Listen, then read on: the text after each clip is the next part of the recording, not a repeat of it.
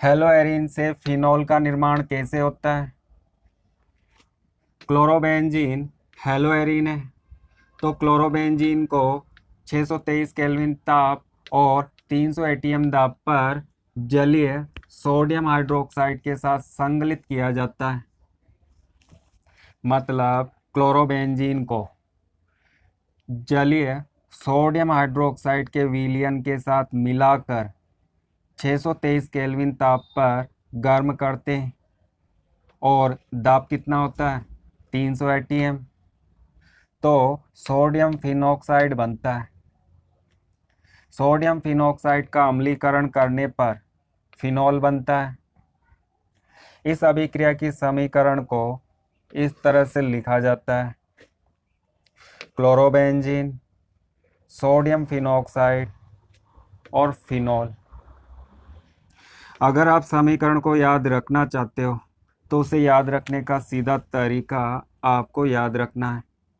यहाँ से Cl और यहाँ से हाइड्रोजन को हटाना है और इस ONA को इस बेंजीन के साथ जोड़ना है। HCl को हटाना है और ONA को इस बेंजीन के साथ जोड़ना है। सोडियम फिनॉक्साइड बनता है। इसकी अभिक्रिया अम्ल के साथ की जाती है, मतलब इसमें अम्ल मिलाते हैं। अम्ल मिलाना या अम्ल के साथ होने वाली अभिक्रिया अम्लीकरण कहलाती। तो आपको क्या करना है? सोडियम और क्लोरीन को अलग करना है, NaCl को अलग करना है और इस हाइड्रोजन को ऑक्सीजन के साथ जोड़ना है, तो फिनॉल प्राप्त हो जाएगा। यह तो हमने देखा कि अभिक्रिया की रासायनिक समीकरण को कैसे लिखते हैं, परंतु अभिक्रिया कैसे होती है इसे समझने के लिए अभिक्रिया की क्रियाविधि को समझना होगा।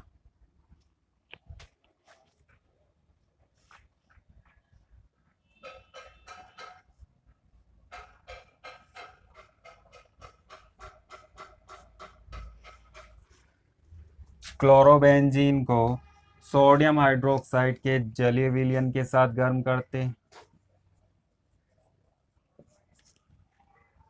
सोडियम हाइड्रोक्साइड के जलीय विलयन में क्या होता है?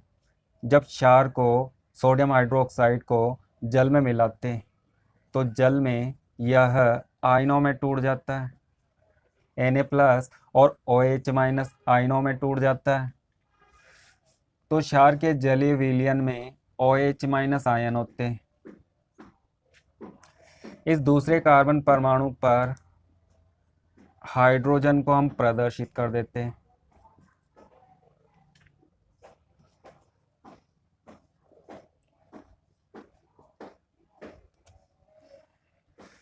कार्बन की विद्युत ऋणता हाइड्रोजन से अधिक होती है, तो बंध में उपस्थित दोनों इलेक्ट्रॉन इस कार्बन पर आ जाते हैं और यहाँ से H+ आयन अलग हो जाता है। दोनों इलेक्ट्रॉन बंध के दोनों इलेक्ट्रॉन इस कार्बन पर आ जाते हैं और H+ आयन अलग हो जाता है। H+ OH- के साथ जुड़कर H2O बनाता है, तो यहाँ से H2O बाहर निकल जाता है।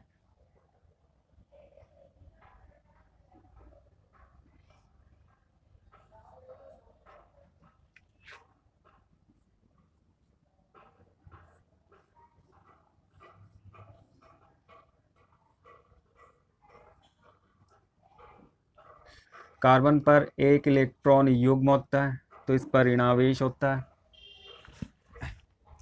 क्लोरीन की विद्युत ऋणता कार्बन से अधिक होती है, तो बंध में उपस्थित दोनों इलेक्ट्रॉन क्लोरीन के समीप आ जाते हैं। इस पर थोड़ा ऋणावेश और कार्बन पर थोड़ा धन आवेश आ जाता है। क्षार के जलीय विलयन में Na+ आयन होता है, तो Na+ आयन इस पर अटैक करता है। क्लोरीन पर ऋणावेश है, तो Na+ आयन इस क्लोरीन पर अटैक करता है और यहाँ से NaCl बाहर निकल जाता है।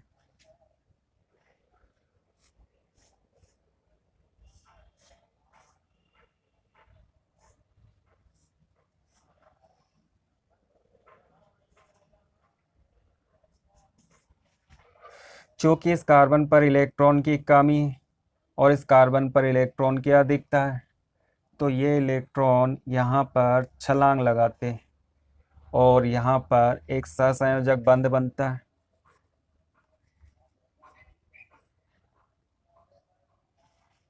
इसे बेंजाइन कहते हैं।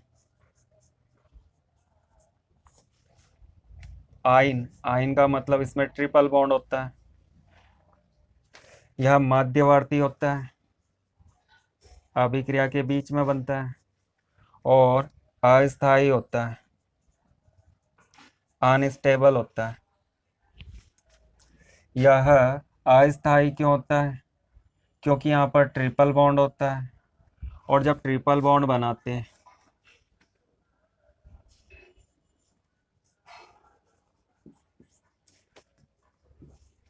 तो ट्रिपल बॉन्ड बनाने वाले कार्बन का संकरण sp होता है और sp संकरित कार्बन में बंध कोण 180 डिग्री होता है, परंतु यहाँ पर बंध कोण 180 डिग्री नहीं होता है। यह बंध कोण 180 डिग्री से कम होता है और ऊपर का बंध कोण 180 डिग्री से ज़्यादा होता है। तो यह संरचना अस्थायी होती है क्योंकि इसमें बंध कोण 180 डिग्री नहीं होता है, जबकि ट्रिपल बॉन्ड होने पर बंध कोण 180 डिग्री होता है। तो हमारे पास क्षार का जलीय विलयन है और इस विलयन में OH माइनस आयन है। इसमें एक पाई बंध टूट जाता है, पाई बंध के दोनों इलेक्ट्रॉन इस कार्बन पर शिफ्ट हो जाते हैं। इस पर धनावेश और इस पर ऋणावेश आ जाता है। धनावेशित कार्बन पर इलेक्ट्रॉन की कमी है तो इस पर कौन अटैक करता है? OH माइनस आयन इस कार्बन पर अटैक करता है क्योंकि इसके पास इलेक्ट्रॉन की अधिकता है।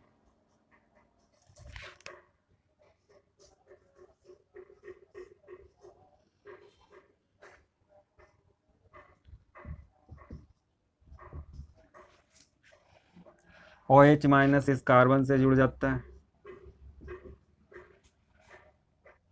क्षार के जलीय विलयन में उपस्थित Na+ आयन इस पर अटैक करता है।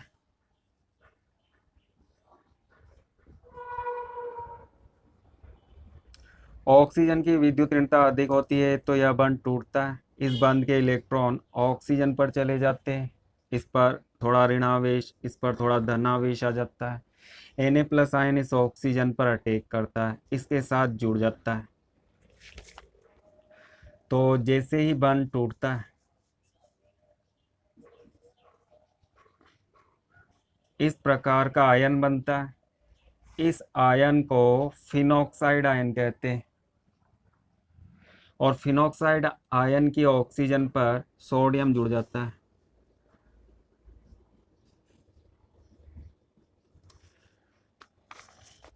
यहाँ से अलग होने वाला H+ आयन इस कार्बन पर अटैक करता है।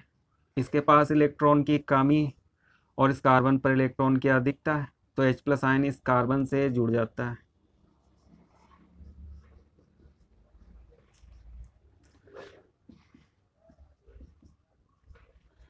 और इस H को लिखने की आवश्यकता नहीं, हम इस तरह से बना देते हैं। इसका नाम सोडियम फिनॉक्साइड होता है, सोडियम फिनॉक्साइड।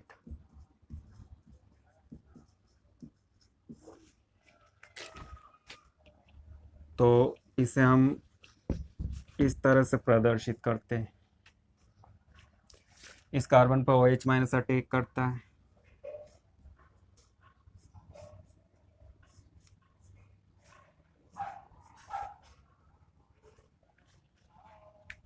इस बंध के इलेक्ट्रॉन ऑक्सीजन पर चले जाते हैं। क्षार में Na+ आयन उपस्थित है। क्षार के जलीय विलयन में Na+ आयन होता है।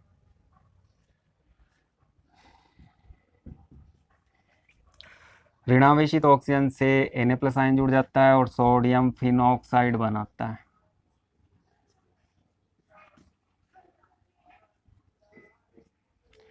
और H प्लस आयन इस कार्बन पर अटैक करता है और इस कार्बन के साथ जुड़ जाता है, सोडियम फिनॉक्साइड बनता है।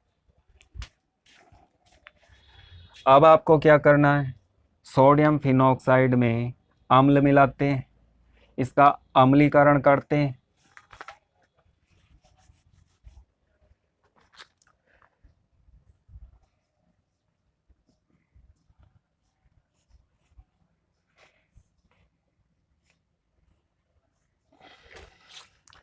इसका अम्लीकरण करते हैं।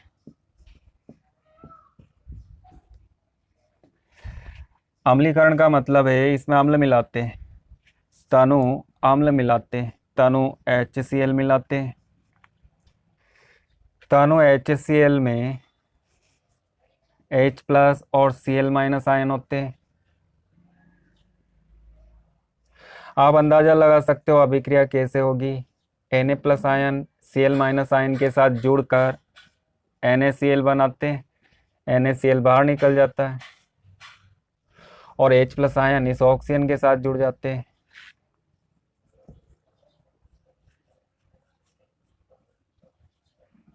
तो फिनॉल बनता है।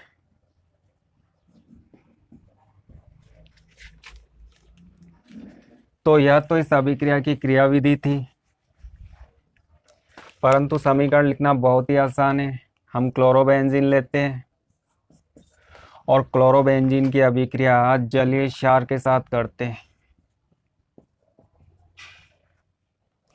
तो यहाँ से हमें क्या करना है, Cl और H, हाइड्रोजन और Cl को हटाना है। यह अभिक्रिया को याद रखने का तरीका है, H और Cl को हटा दो, ONA को यहाँ पर जोड़ दो।